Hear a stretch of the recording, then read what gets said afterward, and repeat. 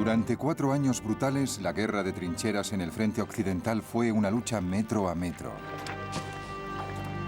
Pero en el este se libraba una guerra muy distinta. Una guerra de avances, de victorias y derrotas espectaculares,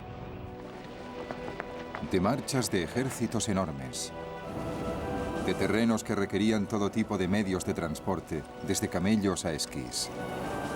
En esta guerra se destruyó un gran imperio, el austrohúngaro. Un segundo imperio, Rusia, fue presa de la revolución y la familia real fue asesinada.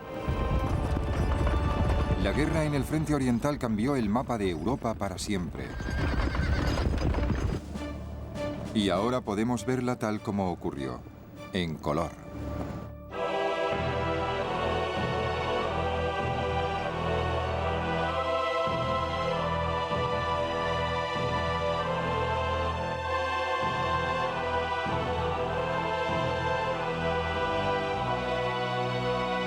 Primera Guerra Mundial en color.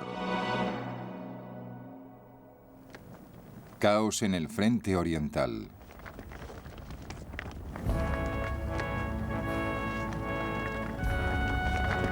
En agosto de 1914, 2 emperadores, rodeados de pompa y circunstancia, se pavoneaban en la Europa central. El primero era el Kaiser Guillermo, cuyas ambiciones coincidían con las de las clases dominantes de su país. El Kaiser era muy nervioso, hipersensible. Le daban ataques de histeria por cualquier cosa y vivía en un mundo de fantasía. La verdad es que en 1914 todo el país vivía en un mundo de fantasía.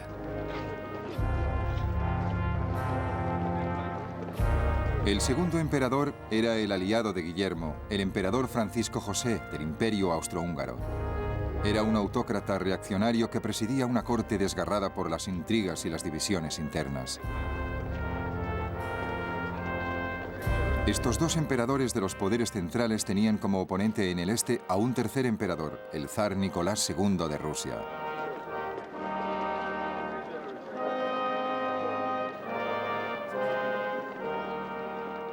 El zar era un hombre muy consciente de sus propias limitaciones, y sus limitaciones eran considerables. Y no era como el Kaiser, que se ponía histérico.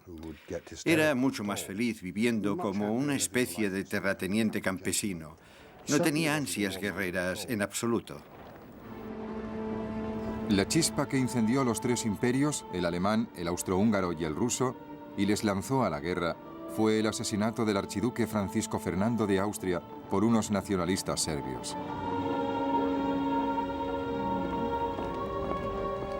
Cuando estalló la guerra en agosto de 1914, la campaña del Frente Oriental avanzó con rapidez. Las tropas austríacas invadieron Serbia. Rusia, aliado de Serbia, invadió Alemania y Austria. Los austríacos se retiraron pronto ante los rusos, perdiendo fortalezas clave.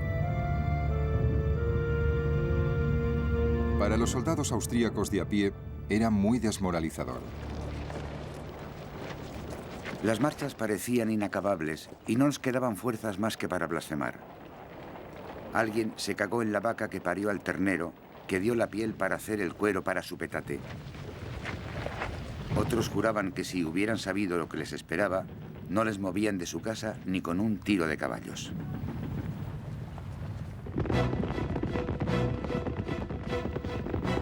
El ejército ruso aplastó a los austríacos, pero sufrió un grave revés contra los alemanes.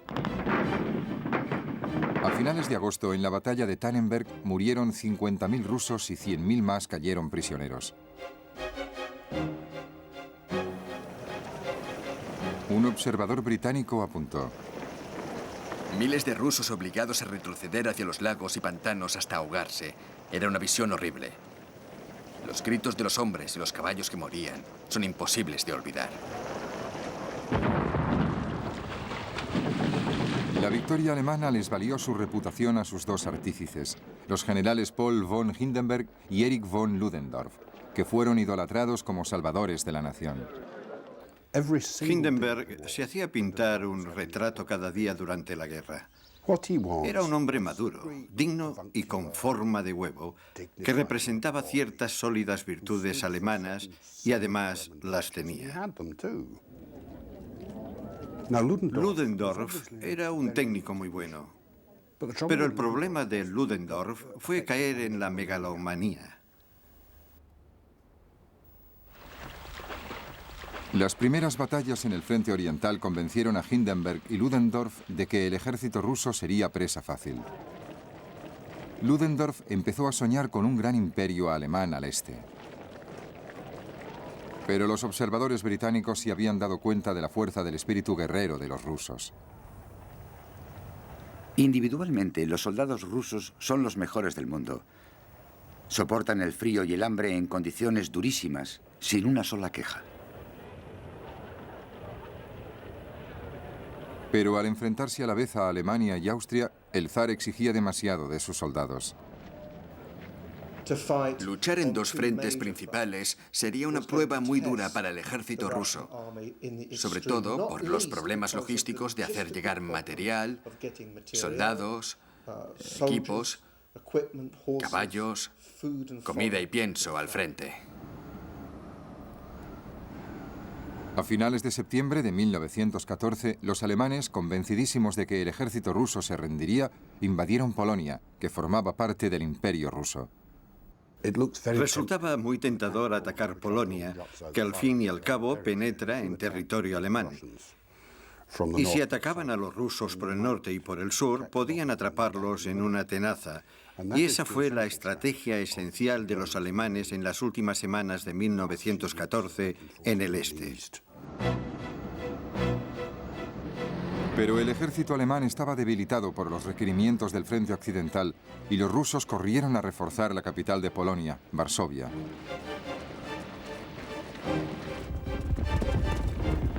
Hindenburg y Ludendorff ordenaron a sus tropas que corrieran hacia el Vístula, río que tenían que cruzar para llegar a la capital polaca. El esfuerzo al que estaban sometidas nuestras tropas durante el avance fue enorme. Las rutas eran puro barro y el tiempo era pésimo.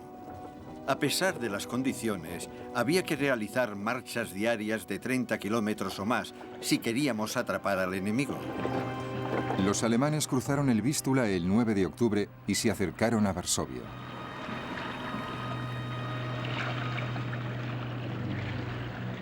Una niñera rusa, Sophie Bocharsky, vio cómo se desarrollaba la batalla. Durante 2 semanas, los alemanes intentaron adueñarse de Varsovia, la llave de Polonia. Nos machacaron sin piedad. Los soldados rusos heridos venían a miles para que les curáramos. Pero algunos tenían los ojos brillantes. Estaban entusiasmados porque conseguíamos mantener las posiciones. Ante la sorpresa de los alemanes, los rusos lograron defender Varsovia. Al retirarse el ejército alemán, los rusos, manteniendo aquella sorprendente guerra de grandes avances, volvieron a atacar. Los alemanes, como respuesta, enviaron tropas nuevas a Polonia para interceptar el avance ruso. El resultado en noviembre fue el último gran enfrentamiento en el frente oriental en 1914, la batalla de Lodz. Los rusos fueron vencidos en Lodz. 150.000 hombres cayeron prisioneros. Pero los alemanes también sufrieron, con 130.000 bajas. Los comandantes alemanes comprendieron que sus homólogos rusos no tenían escrúpulos en perder un número ilimitado de hombres en cada batalla. Pero ¿cuánto podía durar esta sangría? A pesar de sus pérdidas tremendas, no hay duda de que los rusos retomarían la ofensiva y la seguirían durante algún tiempo.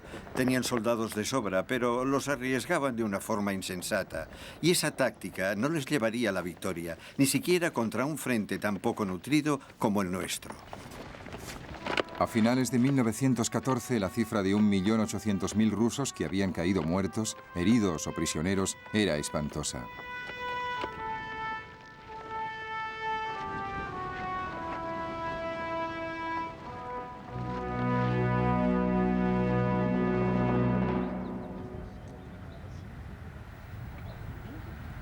A principios de 1915, con el frente occidental en punto muerto, el alto mando alemán se decidió por una victoria rápida en el este. El ejército austríaco debía apoyar la ofensiva alemana lanzando un ataque sobre los rusos en los Cárpatos. La batalla se convirtió en un desastre para los soldados austríacos, hundidos en el frío y en la gruesa capa de nieve. La lucha en los Cárpatos, gracias a las dificultades del terreno y la dureza del invierno, exigía el máximo esfuerzo y toda la resistencia posible de nuestro ejército. Los que no han tomado parte en ella no tienen ni idea de lo que es capaz un ser humano.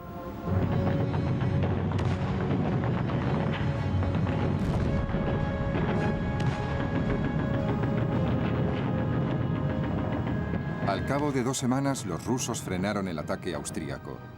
Pero a pesar del éxito, el comandante ruso en los Cárpatos, el general Alexei Brusilov, que se convertiría en el general ruso clave de toda la guerra, sabía que las tremendas listas de bajas de los primeros meses se estaban cobrando su precio. Los hombres que han enviado para cubrir las bajas no saben casi nada aparte de marchar.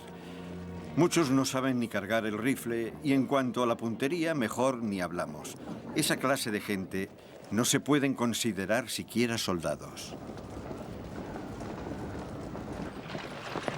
Pregunté a mis soldados en las trincheras una y otra vez por qué estábamos luchando. La inevitable respuesta era que un tal archiduque y su esposa habían sido asesinados y que entonces los austríacos habían querido humillar a los serbios. Nadie sabía decirme por qué los alemanes nos declaraban la guerra a causa de los serbios. Entonces apareció un nuevo tipo de oficial ruso que sí se hacía preguntas. Uno de ellos fue Dmitry Oskin, que describe a esos oficiales militares gordos y glotones que se pasaban la guerra sentados en una tienda comiendo helados mientras los soldados iban a luchar. Y eso ya es un auténtico desafío a la autoridad. ¿Qué estamos haciendo en esta guerra? Por mi sección ya han pasado cientos de hombres y por lo menos la mitad han terminado muertos o heridos en el campo de batalla. ¿Qué les quedará al final de la guerra? Los rusos desesperados necesitaban ayuda. Se enfrentaban a una nueva amenaza. En octubre de 1914, Turquía había entrado en guerra como aliado de Alemania. El sultán Enver Pasha, hombre de cierta edad, creyó que participaría en una victoria rápida. Enver Pasha había estado en Alemania. Hablaba un alemán excelente y se entendía muy bien con los alemanes. Y para empezar, pensaba que era imposible que les vencieran. Si crees que la guerra terminará antes de Navidad, puedes permitirte una escaramuza en los Balcanes o tal vez contra los rusos. Enver Pasha mandó a su ejército al norte para invadir la Armenia rusa. En medio de un invierno muy crudo, los turcos se enfrentaron a un feroz contraataque de los rusos. De 95.000 soldados turcos que lucharon en la campaña, solo sobrevivieron 18.000. Unos 30.000 murieron helados. Los turcos tuvieron que retroceder cansados y furiosos. Entonces, al volver por la Armenia turca, lanzaron lo que se conoce como el genocidio armenio. No fue una simple reacción espontánea a la derrota ante los rusos. Fue algo claramente premeditado, pero mataron a 500.000 de armenios. La invasión turca inicial obligó a Rusia a pedir a sus aliados Gran Bretaña y Francia que les ayudaran a neutralizar la amenaza turca. Mientras tanto, Winston Churchill, Lord I del Almirantazgo, planeaba la expedición aliada a los Dardanelos. Su gran sueño era que se pudiera ganar la guerra atacando a Alemania y sus aliados por el flanco más débil.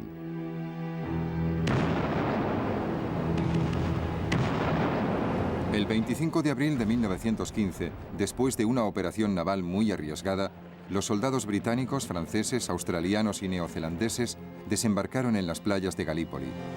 La campaña en tierra degeneró hasta quedar en un sangriento punto muerto. La gente decía, si tuviéramos otra brigada podríamos avanzar. Ojalá pudiéramos mandar otra brigada. Pero cada vez que se mandaba otra brigada, otra división, los turcos les detenían trayendo otra división y otra división y otra.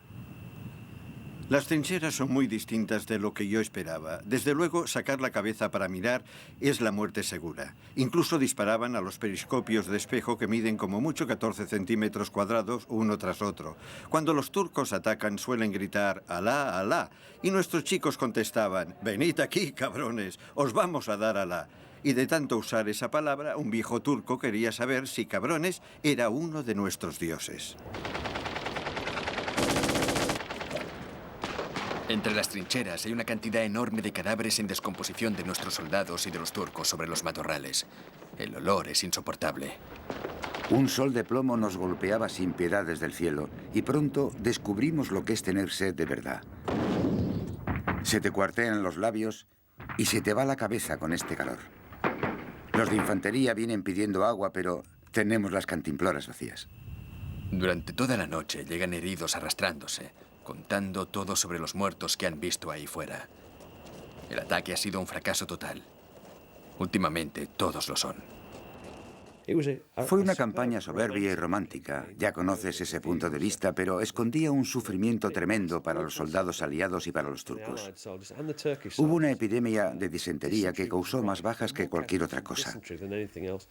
La gente moría en las letrinas. Era horrible y no servía para nada. Toda la campaña fue un fracaso absoluto. Por fin, en enero de 1916, los aliados se retiraron. Habían sufrido más de 250.000 de bajas. Los turcos habían logrado una victoria famosa, pero su triunfo en Galípoli quedaría pronto eclipsado por la derrota en el norte. A principios de 1916, las tropas rusas se dirigieron hacia las montañas del Cáucaso para atacar la Armenia turca. Capturaron fortalezas turcas vitales. Turquía nunca volvería a amenazar a Rusia. Y además, las perspectivas eran favorables a los rusos y sus aliados franceses y británicos por otro motivo. En mayo de 1915, Italia entró en la guerra a favor del bando aliado, tentada por la oportunidad de ganar territorio austrohúngaro, sobre todo la región montañosa del Tirol.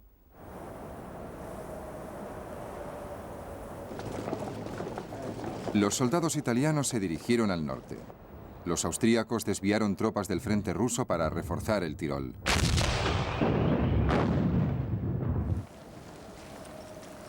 Se declaró la primera guerra sobre esquís.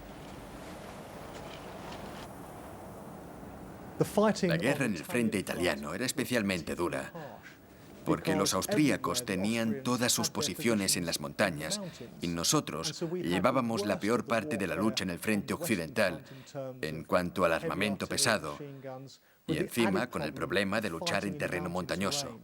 Luchar en el frente italiano fue una de las misiones más duras de toda la Primera Guerra Mundial. Un joven oficial, Hugh Dalton, luchó con el ejército italiano. Las trincheras están cortadas en el hielo. Las avalanchas matan a más soldados italianos que los austriacos. Hay que arrastrar las ametralladoras precipicio arriba y colocarlas en repisas donde solo cabe un nido de águila. Hay que hacer cambios de guardia cada 10 minutos debido al frío intenso. Y los batallones de Alpini atacan por pendientes de nieve sobre sus esquís a 50 kilómetros por hora. Subíamos la pendiente de las rocas por un sendero muy estrecho. Sobre nosotros un pico llenaba el cielo. A nuestros pies, las suaves vegas casi verticales parecían esperar a que alguien rodara pendiente abajo. Durante la noche se congelaba todo. Las botas, la tinta del bolígrafo, hasta la espuma se congelaba en la cara antes de que pudieras afeitarte. Durante los siguientes 2 años y medio, la lucha en las montañas se mantuvo en punto muerto. En el verano de 1915, Alemania y Austria volvieron a poner sus ojos en Varsovia, la capital de Polonia, controlada por Rusia. 14 divisiones con un total de 250.000 hombres se dirigieron al este.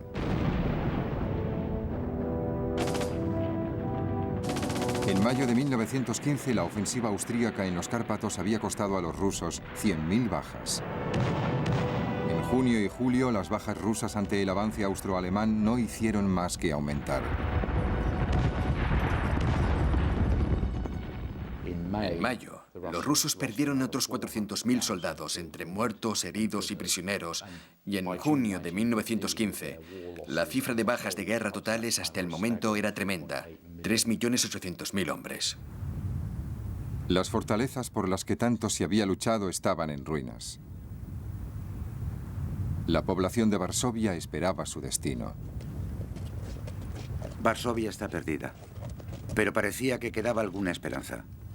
Ahora ya no hay esperanzas, a no ser un milagro. Los alemanes marcharán por las calles con el orgullo de la victoria. La única pregunta ahora es ¿cuánto tardarán en llegar? No creo que tarden días, más bien horas. Al día siguiente, 5 de agosto de 1915, el ejército alemán se pavoneaba por Varsovia. Llevaban exactamente un año en guerra, y el mando alemán empezaba a creer que había vencido, que los rusos iban a retirarse. Se equivocaban. Quedaban 2 años más de crueles batallas en el frente oriental. Pero por el momento los soldados alemanes podían relajarse. Se sentían confiados y victoriosos. El enemigo ruso parecía derrotado y desmoralizado. Los observadores británicos sentían que se encontraban en un momento decisivo para el ejército ruso. Pasamos 3 semanas más de retirada. Cada día lo mismo. Hombres cansados caminando hacia el este. Con la artillería siempre por delante. Campesinos muertos de hambre pidiendo comida. Miles de heridos. Todos estábamos agotados. Nos moríamos por descansar. Nos preguntábamos hasta cuándo duraría el gran éxodo hacia el este.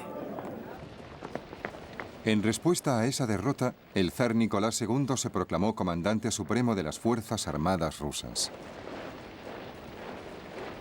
El zar pronto nombró al general Brusilov como comandante de sus ejércitos en el frente del este.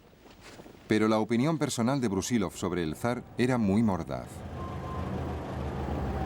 La ignorancia y la incapacidad del zar, su carácter débil y su voluntad vacilante hacen que no sea apto para dirigir un ejército. Los soldados decían, con toda la razón, que se estaban sacrificando por nada, que no podrían vencerles. Es evidente que la moral de las tropas está a punto de derrumbarse del todo. Y a pesar de todo, los soldados rusos seguían siendo muy resistentes. A principios de 1916, los británicos y los franceses planearon una ofensiva combinada para el verano siguiente en el frente occidental. Los rusos tenían un papel vital en el plan. Debían atacar a Alemania y Austria por el este para debilitar sus reservas. El general Brusilov iba a dirigir la ofensiva de verano. Pero Brusilov se encontraba atrapado en un conflicto de lealtades. Ya en 1914, escribió que él no luchaba por el zar, sino por Rusia. Y era como si sintiera que en algún momento tendría que elegir entre ambos. Brusilov se preparó cuidadosamente para atacar a los alemanes y a los austríacos en un frente de 320 kilómetros, tomándolos por sorpresa con ataques cortos y precisos de la artillería. Su primer objetivo fueron los austríacos, más débiles. El 4 de junio de 1916, los ejércitos de Brusilov lanzaron un ataque. A los pocos días se mostraba entusiasmado.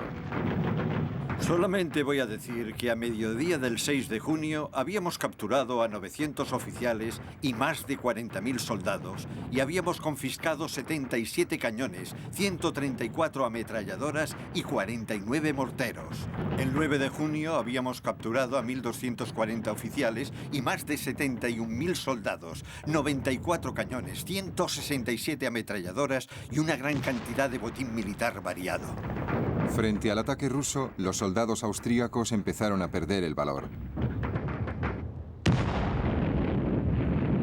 Hice lo posible para reunir a la compañía, pero todo fue inútil. Los soldados empezaron a huir en desbandada por los campos. La artillería rusa nos descubrió enseguida y se esforzó por devolvernos a casa.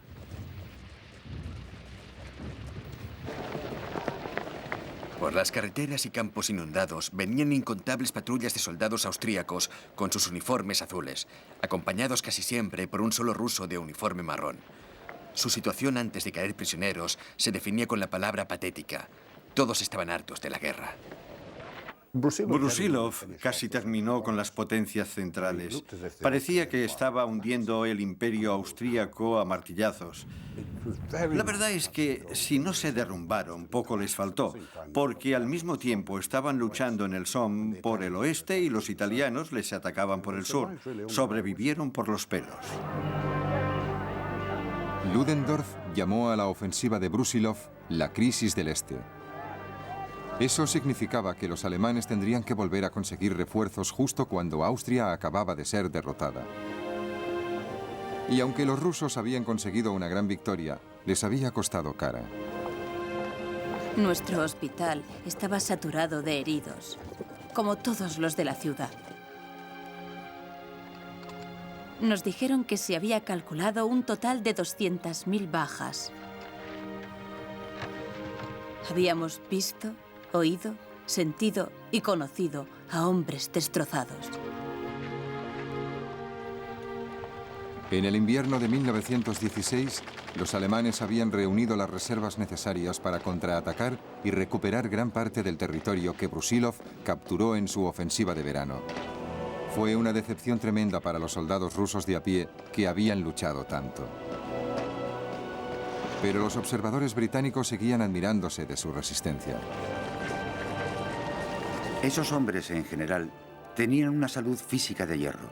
Podían marchar y hasta luchar, viviendo de raciones tan escasas y burdas que no creo que las tolerara ningún otro soldado europeo. Aunque hubo medallas para los vencedores de la campaña de verano, a finales de 1916, cientos de miles de soldados rusos estaban pudriéndose en campamentos de prisioneros alemanes y austríacos. Para los que se quedaron en el frente ya no hubo más victorias, solo retiradas. El propio Brusilov estaba muy desilusionado, pero no con sus soldados, sino con el alto mando.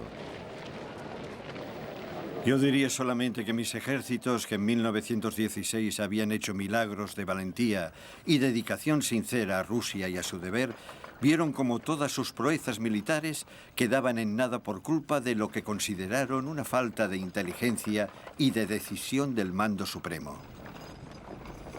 Algunos políticos empezaron a compartir el punto de vista de Brusilov. El alto mando se mostró indiferente a las pérdidas humanas y no cuidó bien de los soldados. El ejército ya no creía en sus líderes. La desesperación de los soldados se extendía a la población civil.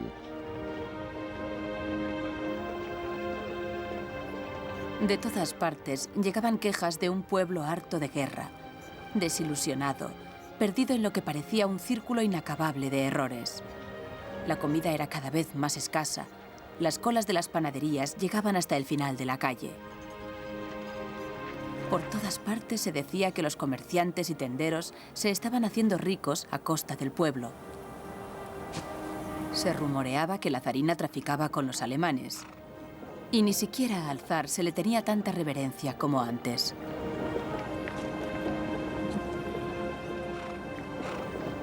Esa gran Rusia, que podía alimentar al mundo, sufría escasez de comida y de otros productos también. Había escasez de todo en Rusia. De comida, de ropa, de botas, de petróleo, de parafina. Pronto llegará la hambruna. Te aconsejo que compres 10 libras de pan y lo escondas. En los suburbios de Petrogrado se ven mujeres bien vestidas pidiendo limosna por las calles. Hace mucho frío. La gente no tiene nada para quemar en las estufas. Al demonio con todo. Qué dura se ha vuelto la vida. El descontento se extendía por toda Rusia. Las huelgas se convirtieron en algo habitual Gente de todos los estratos sociales ponían en duda la necesidad de la guerra. En otoño de 1916, los marineros de la Armada rusa, aburridos e inquietos, se habían amotinado 2 veces, una en el Báltico y otra en el Mar Negro. El zar y su familia se habían quedado solos. Todos los estratos sociales hablaban libremente de que la nación y el ejército habían sido vendidos por los favoritos de la zarina y que buscaba la regencia para sustituir a un emperador débil, indiscreto y borracho, cuyos defectos eran de sobra conocidos. El rumor estaba servido. Se decía que la zarina manejaba los asuntos de Estado bajo la influencia de su amante secreto, el siniestro monje Rasputín. La calumnia se extendió y se propagó. No había nada tan malo o tan vil que no llegara a insinuarse. Los poderes oscuros tras el trono, la influencia alemana en la corte, la sospecha de una paz firmada traicioneramente, el poder de Rasputín, historias infames sobre la zarina. A finales de 1916, intentaron proyectar una imagen positiva de la zarina, mostrándola como enfermera en el Palacio de Invierno. Pero lo que no habían previsto es que la imagen de las enfermeras había cambiado, porque toda una partida de uniformes de enfermera había caído en manos de las prostitutas de Petrogrado. No se dieron cuenta de que las imágenes de la zarina vestida de enfermera tendrían justamente el efecto contrario al que pretendían. La presentaron vestida de enfermera y solo lograron reforzar todos esos rumores sobre sus juegos sexuales con Rasputín.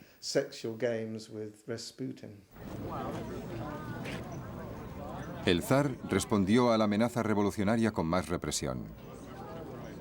Algunos de sus consejeros incluso iniciaron negociaciones secretas con Alemania para acabar con la guerra, esperando que eso ayudara a conservar la posición del zar ante su pueblo. En febrero de 1917, a las tropas del zar se les ordenó disparar a los manifestantes en Petrogrado. Algunos, como Fidor Lind, se negaron. Los cosacos disparaban sobre multitudes indefensas y desarmadas, golpeando a la gente con sus látigos, aplastando a los caídos con sus caballos. Salté encima de una mesa y grité: «Amigos, amigos, ¡viva la revolución!». A medida que aumentaban las tensiones, los altos mandos militares pidieron al zar que abdicara. Majestad imperial, sé muy bien el profundo amor que sentís por nuestro país. Estoy seguro que para salvarlo a él y a la dinastía, consentiréis en realizar el sacrificio que la guerra os exige. El zar intentó volver en tren desde el frente hasta Petrogrado. Los revolucionarios se lo impidieron. Entonces supo que había llegado el momento. La abdicación del zar tuvo lugar el 15 de marzo. No hubo absolutamente ningún problema. Pasamos de ser soldados del zar a ser soldados de la República automáticamente. Nadie dijo ni una palabra en contra. Los soldados aceptaron el cambio igual que hubieran obedecido una orden de firmes. Un gobierno provisional se hizo cargo del Estado. Los soldados y los civiles lo celebraron. Sonó una campanada corta desde la catedral y luego otra y otra más. Las campanadas eran cada vez más rápidas y pronto las campanas de las iglesias exteriores empezaron a sonar. Se encendieron luces en todas las calles se llenaron de gente, las puertas de muchas casas estaban abiertas, la gente abrazaba llorando a los desconocidos. Alexander Kerensky, que sería luego primer ministro por poco tiempo, fue nombrado ministro de guerra. Nombró al general Brusilov comandante en jefe del ejército ruso. Juntos esperaban devolver la confianza al país con una nueva ofensiva militar contra su enemigo más débil, los austríacos. El ataque se lanzó el 1 de julio de 1917, pero pronto quedó claro que las tropas no querían seguir combatiendo. Al cabo de una semana, los generales vieron que se estaba gestando un motín. Cuando les pregunté qué querían, dijeron que no querían luchar más y pidieron que les dejaran volver a casa para compartir la tierra que sus compatriotas habían tomado a los terratenientes y vivir en libertad. Y cuando les pregunté qué sería de la gran madre Rusia, contestaron que no era asunto suyo lo que pasara con el Estado. Al cabo de 3 años de luchar y sufrir, los soldados rusos estaban hartos. En esa guerra la ventaja había cambiado de bando constantemente, pero al fin no fue el hundimiento militar, sino el político el que decidió el resultado.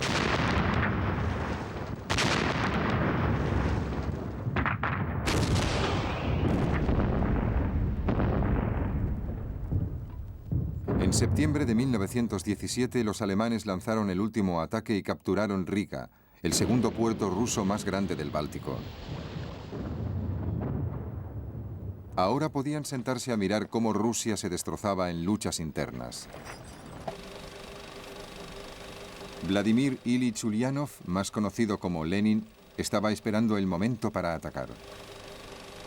Un movimiento en falso lo estropearía todo. No hay que anticipar acontecimientos. El tiempo está de nuestra parte.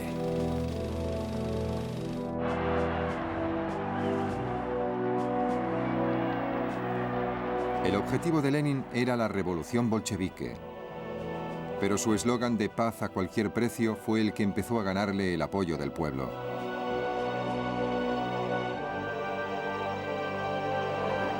A finales de 1917, un segundo gobierno provisional intentaba traer el orden a Rusia.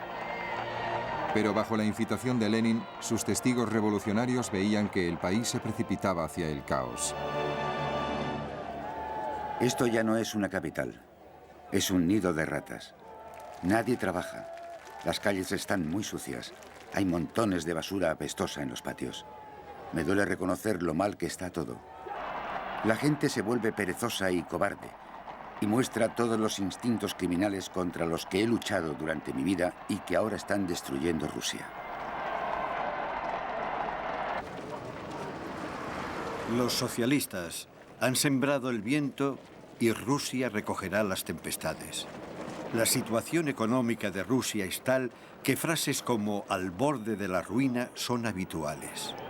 Los revolucionarios extranjeros, como el norteamericano John Reed, veían cómo se acercaba su momento. Por un lado estaba la prensa monárquica incitando la represión sangrienta. Por el otro, la voz de Lenin rugiendo "insurrección". No podemos esperar más. Cada día, el gobierno parece más indefenso. Trabajadores armados patrullan las calles por las noches, peleando con los delincuentes y requisando las armas que encuentran.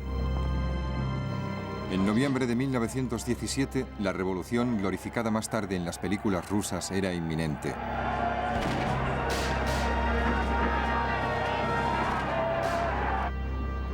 El gobierno provisional ordenó que la nave de combate Aurora saliera del puerto de Petrogrado.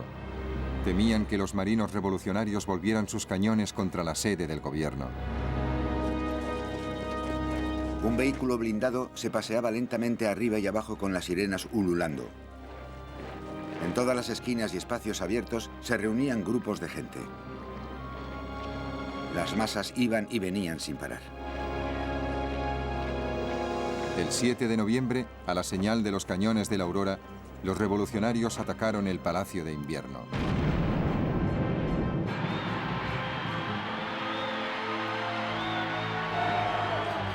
Amaneció sobre una ciudad llena de emoción y de confusión, sobre un país entero respirando a largos sorbos la tormenta. Al cabo de pocos días, la revolución se extendió hasta Moscú. Los comités de soldados rusos iniciaron las negociaciones de paz con Alemania. En diciembre de 1917 entró en vigor un armisticio en el frente oriental. En más de 3 brutales años de guerra, habían muerto 2.300.000 rusos y otros 5 millones habían sido heridos.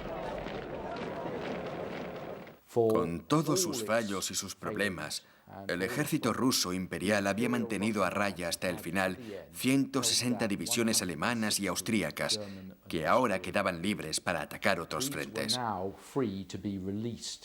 El efecto de este armisticio en el bando aliado fue devastador.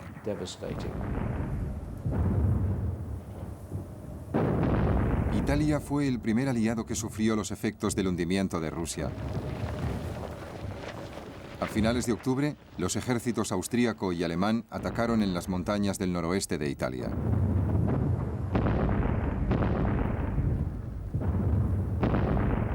Desde el norte nos llegaban rumores que se confirmaban y se negaban. El 27 de noviembre, los rumores se hicieron insistentes. Decían que los alemanes estaban logrando un avance considerable y rápido por el norte. El intento de los italianos de capturar territorio austríaco se les volvió en contra. 275.000 soldados italianos habían sido capturados por los alemanes y austríacos. Muchos de los que quedaban para luchar no encontraban razones para hacerlo. Nuestros hombres avanzaban, algunos golpeados y sorprendidos, otros cansados pero contentos, otros con caras inexpresivas sin comprender nada. Pero en las caras de algunos leí que eran conscientes de la tremenda tragedia de la que formábamos una pequeña parte. Los italianos consiguieron frenar el avance de los alemanes a 20 kilómetros de Venecia. Los británicos y franceses tuvieron que enviar tropas de apoyo. A finales de 1917, las perspectivas para los aliados eran muy malas en todas partes. En cambio, el comandante alemán, el general Ludendorff, se sentía más seguro que nunca. Gracias a la caída de Rusia, la situación militar al empezar el año nuevo de 1918 era más favorable para nosotros de lo que podíamos esperar. Numéricamente éramos más fuertes que nunca en comparación con el enemigo.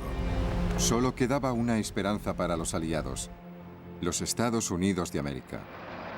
El 6 de abril de 1917, el presidente de los Estados Unidos, Woodrow Wilson, había declarado la guerra a Alemania. Los británicos recibieron a sus nuevos aliados como salvadores. Mi sueño siempre ha sido que los dos países de habla inglesa se unieran algún día en una gran causa. Y hoy mi sueño se ha hecho realidad. La raza anglosajona debe salvar a la civilización. En el verano de 1917 llegaron las primeras tropas norteamericanas a Europa.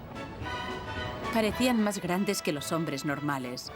Sus figuras altas y erguidas contrastaban vivamente con los pelotones de reclutas pálidos a los que nos habíamos acostumbrado. Parecían soldados del cielo. ¿Se había logrado reunir un regimiento más de nuestros ya explotados dominios de ultramar?, me pregunté. Entonces oí una exclamación: ¡Mirad, mirad! ¡Ya vienen los americanos! Primero, a los soldados norteamericanos nos llamaban pastosos, luego nos llamaron caraperros. De dónde salió lo de pastosos es un misterio. Caraperro sí se entendía. Decían que nos llamaban así porque llevábamos placas de perro, dormíamos en casetas, gruñíamos al ver la comida e intentábamos ligarnos a todas las mujeres que veíamos. Para muchos de los primeros norteamericanos, la instrucción en el frente occidental fue un choque cultural. Aquí está una lista de lo que más odiaban. Nuestros oficiales van a la cabeza de la lista, porque no nos sirven para nada. Son caprichosos, arrogantes y tozudos. En segundo lugar, el tiempo. En tercer lugar, las mulas. En cuarto lugar, esta ropa que traspasa. Tenemos los pies siempre mojados. En quinto lugar, los piojos. En sexto lugar, las latas de carne con patatas. La nostalgia de nuestro país va en séptimo lugar, porque la mayoría nunca habíamos salido de casa y estamos tan necesitados de afecto femenino que es algo tremendo.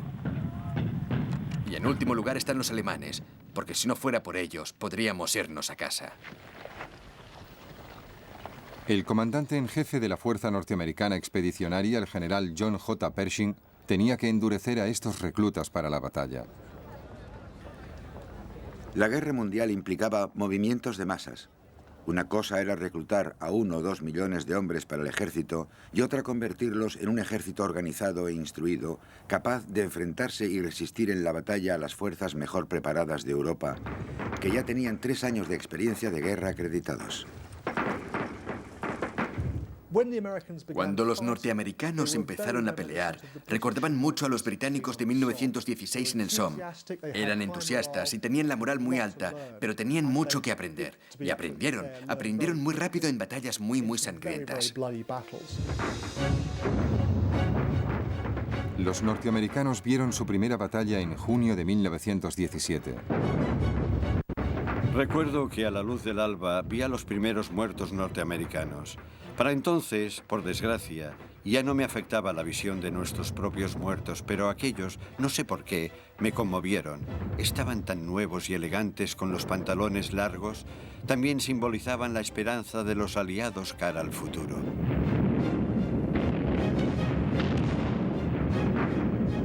Los comandantes alemanes también comprendían que, a la larga, los norteamericanos podían decidir el resultado de la guerra.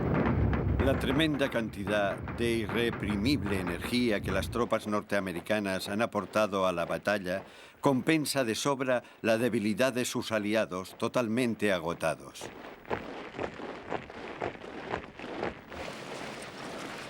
Con los norteamericanos a la vista, Ludendorff empezó a pensar que Alemania debía arriesgarse y acabar pronto la guerra. Mientras planeaba una victoria decisiva en 1918, muchos en el bando aliado creían que la guerra en el frente occidental seguiría durante varios años más. Pocos imaginaban lo rápido que cambiarían las cosas.